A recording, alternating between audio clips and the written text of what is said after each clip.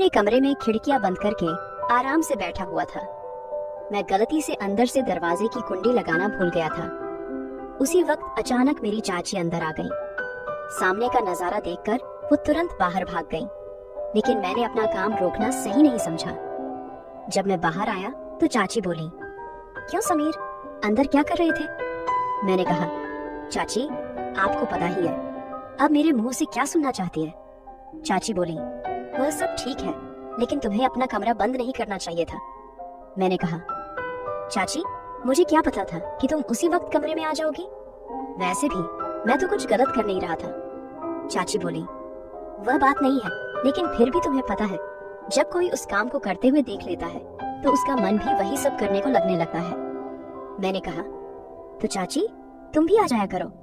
चाची बोली, मन तो मेरा भी बहुत कर रहा है, लेकिन तुम्हें तो पता है तुम्हारा चाचा कई दिनों से घर से बाहर गया हुआ है और मैं अकेली वह सब कैसे करूंगी?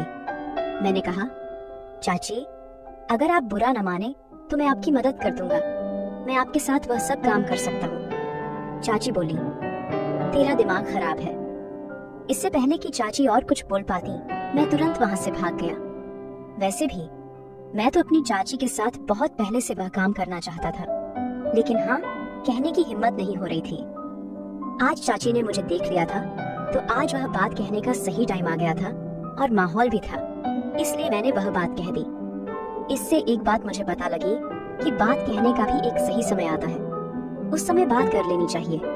उस समय आपकी बात पूरी होने के बहुत चांस होते हैं। एक दिन चाचा और चाची छत पर काम कर रहे थे। मैं उन्हें यह सब करते हुए देख रहा था। मैंने कुछ देर खड़े होकर देखा। मेरे सामने फेस टू फेस एक फिल्म चल रही थी। मुझे चाचा चाची को देखकर बहुत मजा आ रहा था। चाचा अपनी सारी जान लगाकर काम कर रहा था। उस समय मेरी शादी नहीं हुई थी। मैं 22 साल का हूँ और मेरी चाची बहुत खूबसूरत थी। वह हमेशा मेरे साथ मजाक मस्ती करती रहती थी। चाची और मेरे बीच एक अच्छा दोस्ती वाला रिश्ता था। जब चाची हमारे घर में नई नई आई थी तो उनमें बहुत घमंड था, और घमंड होना भी चाहिए था क्योंकि वह किसी से कम नहीं थी। चाची की ऊंचाई और लंबाई बहुत थी। उनकी आंखें गोल और भरी भरी थी। जब वह एक साथ मेरे की तरफ देखती तो मेरा सीना चीर कर रख देती थी। जब मैं कोई बात करता तो वह मुंह टेढ़ा कर लेती थी। तब से मैं समझ गया था कि चाची में खूबसूरती का घमंड भरा हुआ है। चाचा एक प्राइवेट कंपनी में काम करते थे।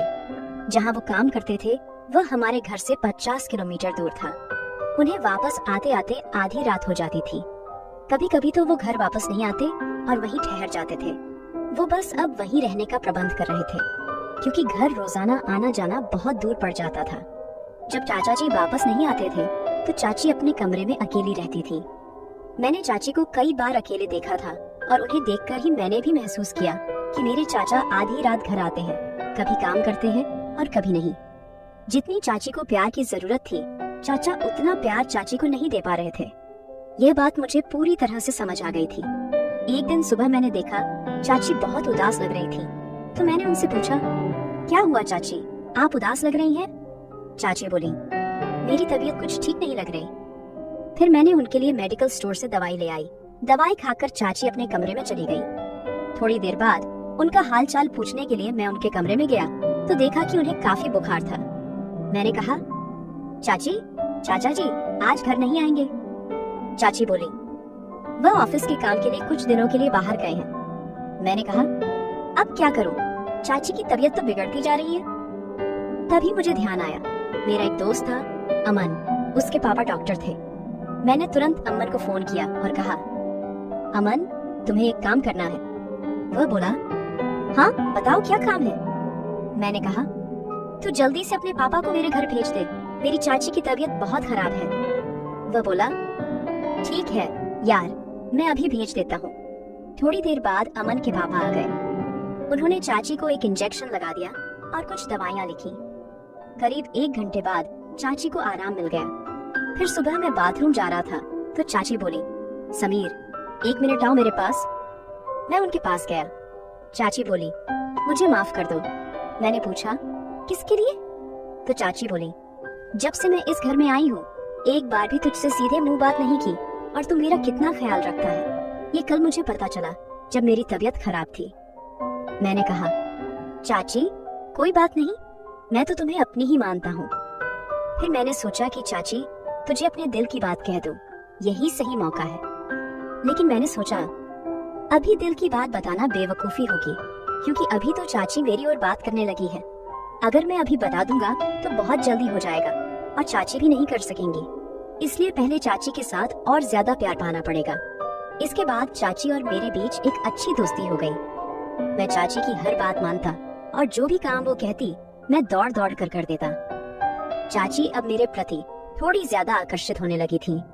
एक दिन चाची ने मुझसे कहा, समीर, तुम्हारा चाचा तो कभी कभी ही घर आता है, तुम रात को मेरे कमरे में आ जाया करो।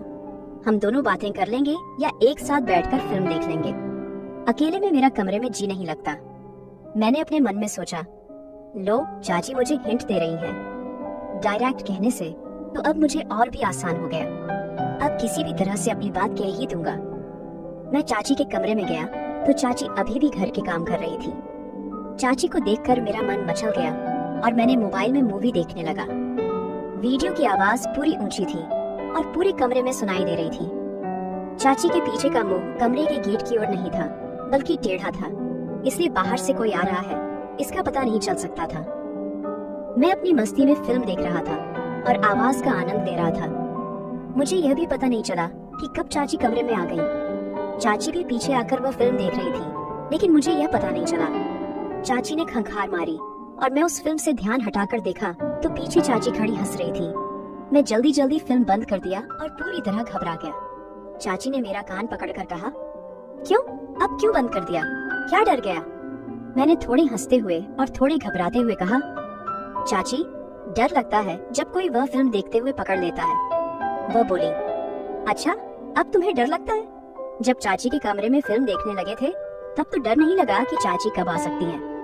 मैंने कहा, चाची, बस क्या बताऊं, आपके कमरे में पता नहीं क्या है, बस जब आना होता है तो मन मचलने लगता है।